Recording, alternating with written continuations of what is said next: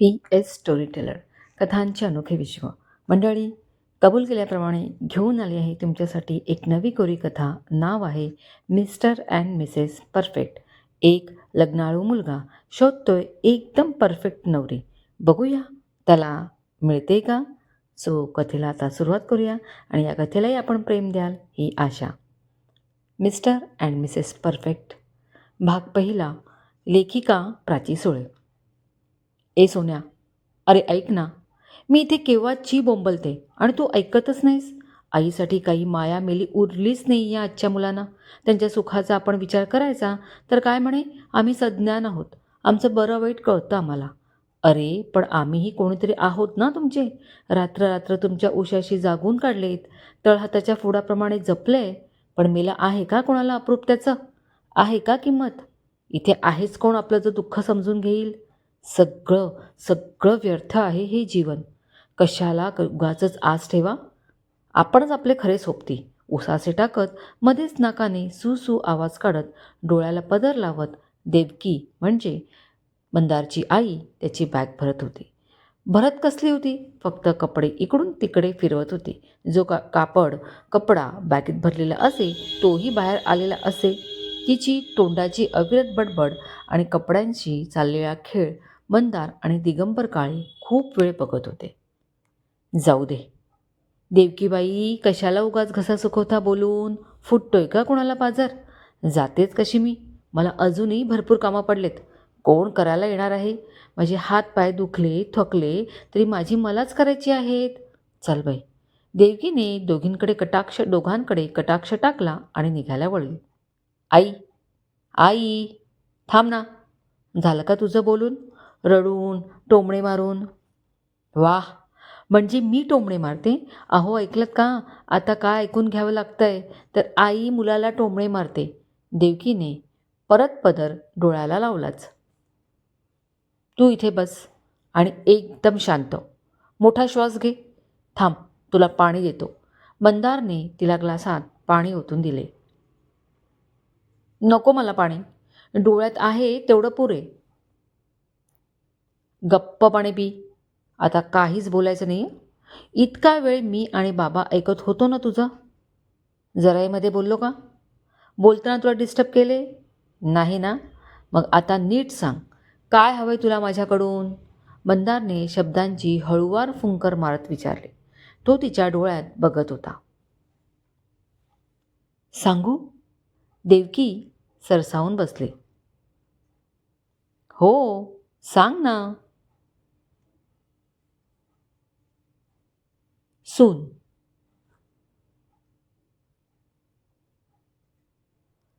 मल्हारने कपाळावर हात मारला तर दिगंबर काळे यांनी पुस्तकात डोकं खुपसले. म्हणजे?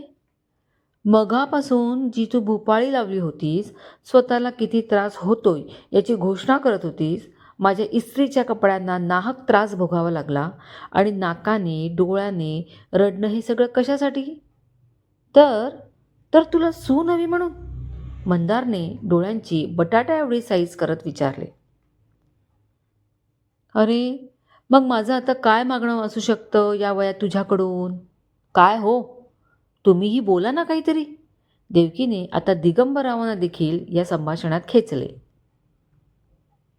हे पहा, मला यात खेचू नकोस.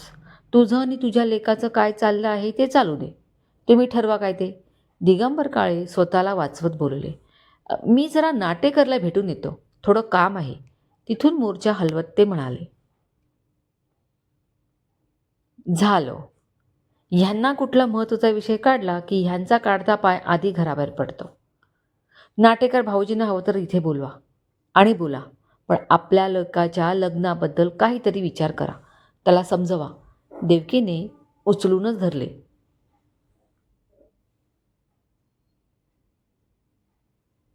आई, बाबांना जाऊ दे. त्यांना थांबवू नकोस. आपण बोलूया ना. मी आहे ना इथे. ऐक, मी लग्न नाही करेन म्हटले आहे का? एवढी छान नोकरी आहे, पगार मस्त आहे, हे मोठं घर ज्यात आपण तिघेच आहोत, दारात गाडी, सगळं आहे. मी करणार ना लग्न. पण आता एवढी थांबलीस ना. मग अजून फक्त 6 महिने थांब. ही हैदराबादला झालेली पोस्टिंग खूप महत्त्वाची आहे. फक्त ट्रेनिंग आहे. एकदाही पास झालो ना, सरळ कंपनीत मोठ्या पोस्टवर बढती होणार. तेही इथेच, मुंबईत कायमची. मग कधीही कुठेही ट्रान्सफर होणार नाही. अशी छान संधी सोडू का सांग? मंदारने तिच्यासमोर बैठक मारत विचारले. त्याच्या समजावण्याने देवकीवर रमली. अन उगाच एवढं बोललो असं तिला वाटलं.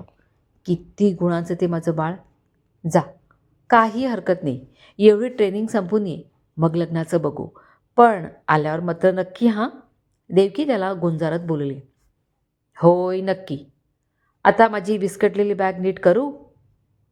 अरे मी करते ना, त्यात काय, लगेच भरते. देवकी उठून बॅगेकडे जात बोलली.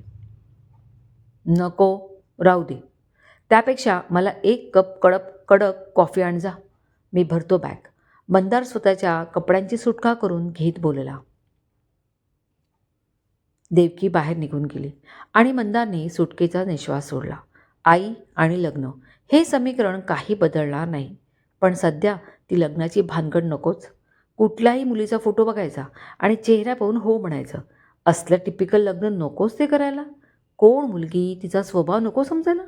आवडी निवडी, प्रेमळ, समजूतदार आणि मुख्य म्हणजे माझ्या आईवडिलांना मायेने सांभाळणारी अशी मुलगी हवे.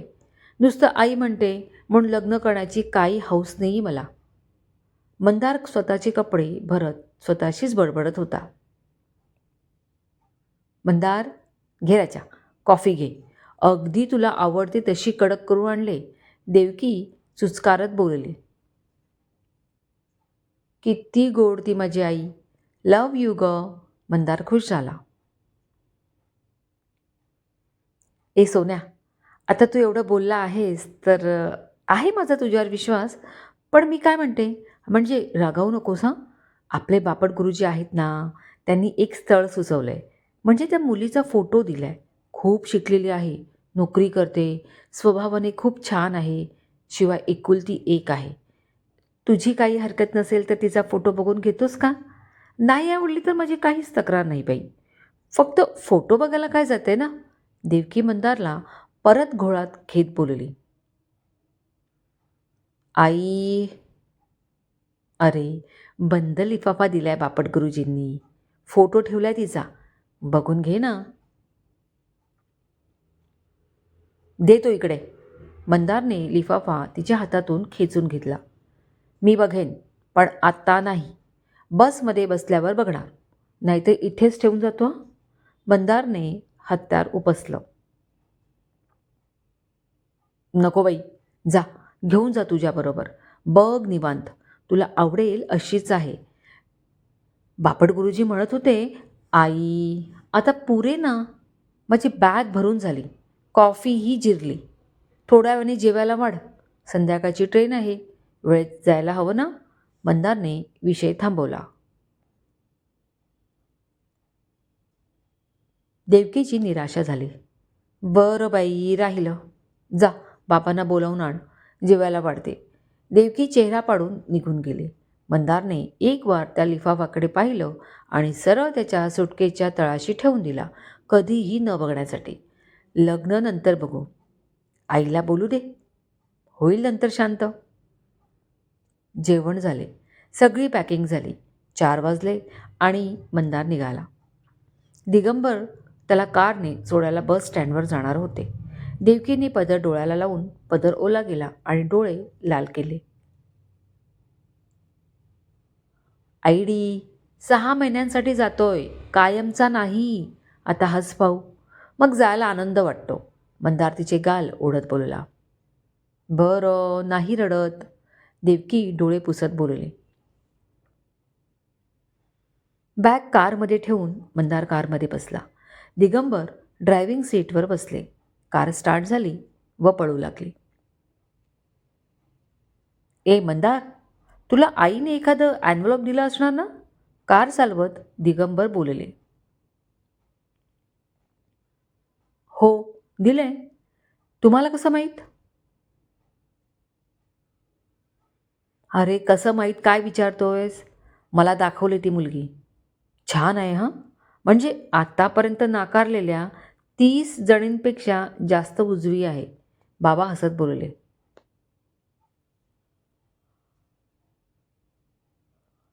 बाबा, मला मुळीच इंटरेस्ट नाही आहे तो फोटो बघण्याचा. असं फोटो बघून लग्न करण्यावर माझा विश्वासच नाही आहे हो. फक्त चेहरा सुंदर म्हणून पसंत करायची. आणि स्वभावाची काय? काय हमी द्याल की ती स्वभावाने सुद्धा तशी सुंदर असेल? छा, माझा नाही विश्वास. मंदार हवेत हात उडवत बोलला. "हं, तुझा मुद्दा पटला," दिगंबर बोलले. "पटला ना? मग झालं तर. पण तुझ्या आईला कोण समजावणार रे? ती आतापासूनच 10 वर्षांनी म्हातारी झाली. सून हवी म्हणून." यावर मात्र दोघेही हसले. "बाबा, घेऊन जा आईला 10 दिवस कुठेतरी हिल स्टेशनला. मस्त मजा करा. खा, प्या, फिरा. मी येतोच आहे 6 महिन्यांनी. मग आहेच परत तिची शाळा." मंदार हसत बोलला. "हो, जातो. नक्की बाहेर फिरायला जातो." दोघे बोलता बोलता बस स्टँड आलं. हैदराबादला जाणारी AC बस उभी होती. "काय रे, छान ट्रेनने जायचं सोडून तुला काय बसने जायचं असतं?" बाबांनी विचारलं. "बाबा, ट्रेननेही मला आवडतं की. दोन्ही वेळचा प्रवास वेगळा. ट्रेनच्या ट्रॅकची नागमोडी वळणं बघायला जितकं छान वाटते, तितकंच रस्त्यांची काळी कुळकुळीत नागमोडी वळणं पाहायला छान वाटते. येताना ट्रेनने येणार." "बरं, कळली तुझी फिलॉसॉफी. जा आता, सीटवर बसून घे. तो कंडक्टर बघ ओरडतोय." बाबासमोर बोट करत बोलले.